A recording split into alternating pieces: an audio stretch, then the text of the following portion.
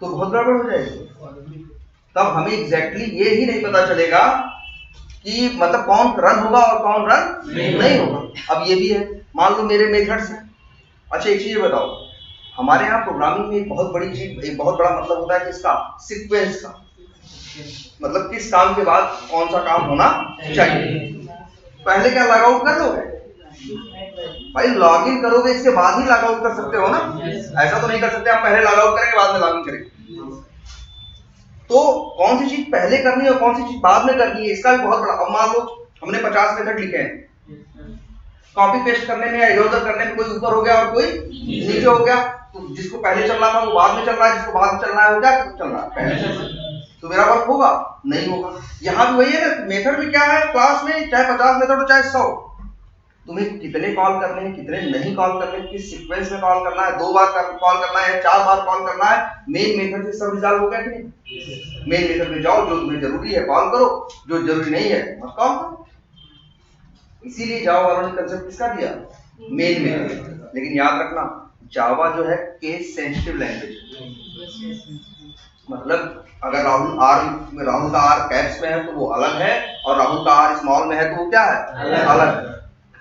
इस वजह से जब भी तुम मेन मेथड बनाओगे कोई, तो उसका जो नाम रखोगे वो हमेशा स्मॉल में रखोगे। अगर तुमने मेन का कैप्स में एम रख दिया तब वो मेन मेथड नहीं है, रन करोगे नहीं रन होगा, वही एरर देगा जो इससे पहले दे रहा, कहेगा नो रिसेंट लॉन्चेस, हम इसे लॉन्च नहीं कर सकते।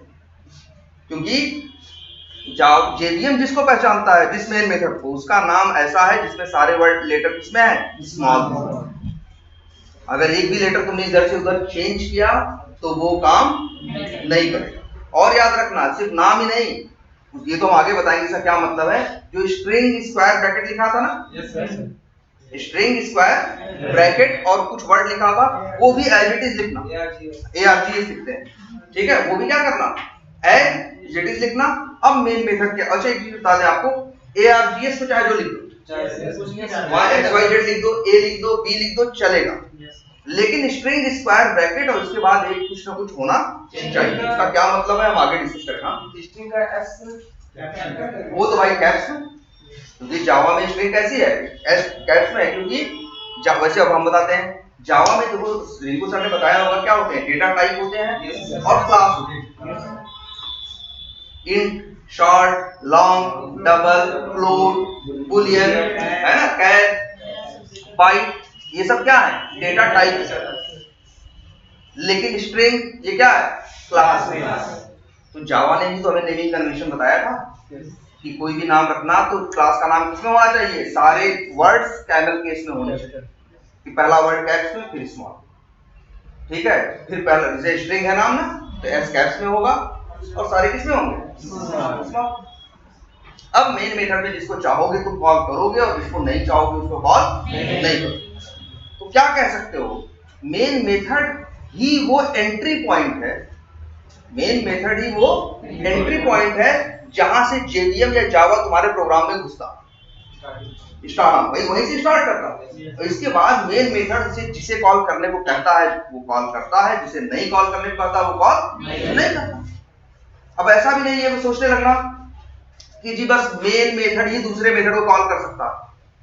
दूसरा नियम याद रखो, कोई भी मेथड किसी भी मेथड को कॉल कर सकता है। नहीं कर सकता। एक क्लास के अंदर अगर 40 मेथड हैं तो 40 के 40 एक दूसरे को कॉल कर सकते, उन्हें उसके लिए कोई रोकेगा नहीं। जैसे माई फर्स्ट मेथड था ना और माई सेकंड था, ऐसा हो सकता था कि माई फर्स्ट के अंदर हम माई सेकंड को कॉल कर दें। माई फर्स्ट के अंदर किसे कॉल कर दें, सेकंड को कर लो। जैसे मेन के अंदर माई फर्स्ट को कॉल कर रहे थे ना, माई सेकंड को कॉल कर रहे थे ना, माई सेकंड को 2 बार कॉल कर रहे थे, माई फर्स्ट को 1 बार, तो तुम्हारे ऊपर था, तुम जो चाहे वो कर रहे थे कि नहीं। वैसे ही सेम अगर तुम चाहो माई फर्स्ट मेथड के अंदर भी माई सेकंड मेथड को कॉल कर सकते। अब अगर चले, अच्छा चलता कैसे है, जब तुमने रन किया जेवीएम ने एंट्री कहां से की, मेन मेथड से। अब मेन मेथड की पहली लाइन में कहा गया प्रिंट करने के लिए ABCD, तो उसने क्या प्रिंट कर दिया, ABCD। अगली लाइन में क्या लिखा है, माई फर्स्ट मेथड, तो अगली लाइन चलाएगा। माई फर्स्ट मेथड में गया तो वहां क्या प्रिंट होने के लिए लिखा है, हेलो। अब मान लो उसी के अंदर माई फर्स्ट मेथड के अंदर माई सेकंड मेथड क्या हो रहा हो, कॉल हो रहा हो, तो माई फर्स्ट जब चलेगा तो अंदर माई सेकंड भी चलेगा, ठीक है। और चला के अंतिम में मेन, मतलब मेन से शुरू करेगा और मेन में ही सब कुछ क्या करेगा, खत्म करेगा।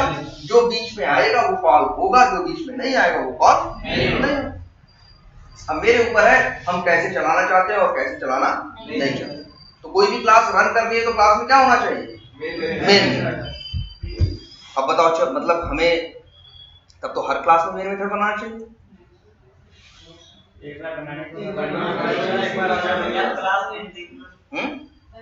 तो वो क्लास एक, मतलब हर क्लास में मेन मेथड नहीं रहेगा तो हर क्लास चलेगी कैसे?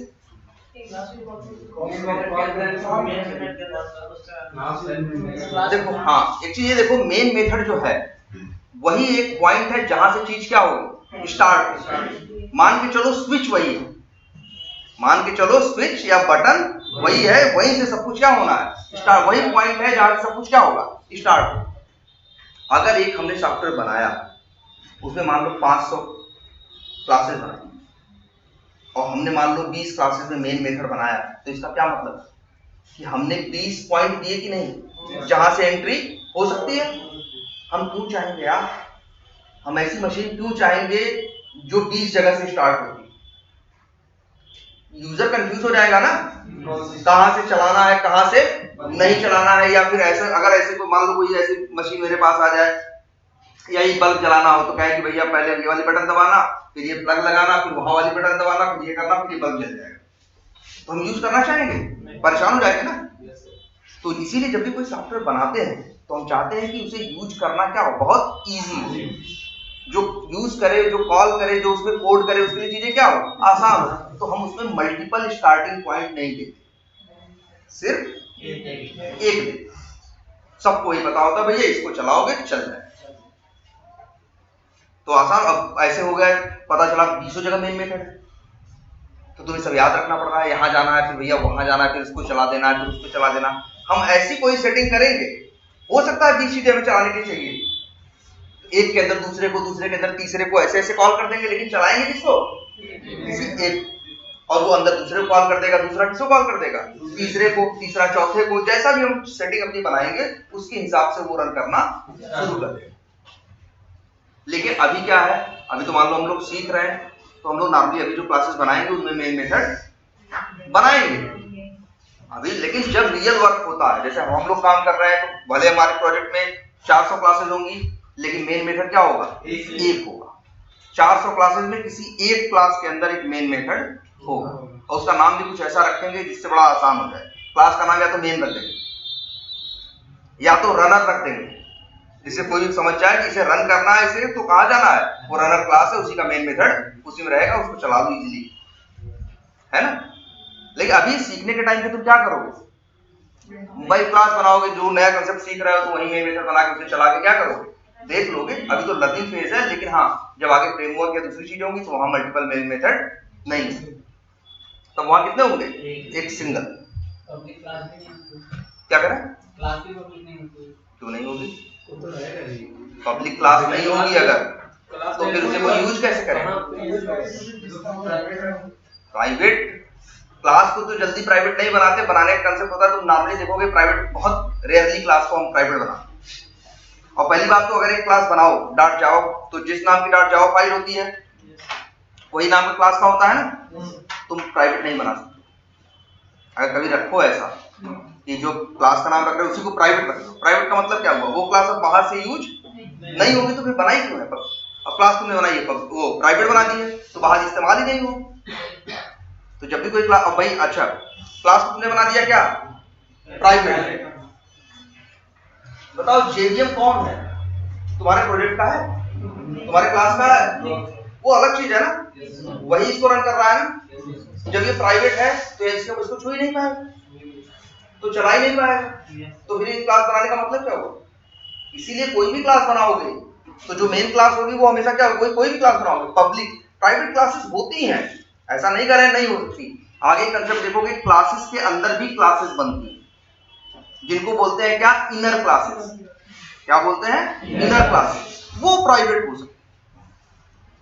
लेकिन जिसे कहते हो एक मेन क्लास, जो आउटर क्लास है, वो तुम्हारी कभी भी प्राइवेट नहीं होगी, वो हमेशा क्या रखोगे, पब्लिक रख सकते हो।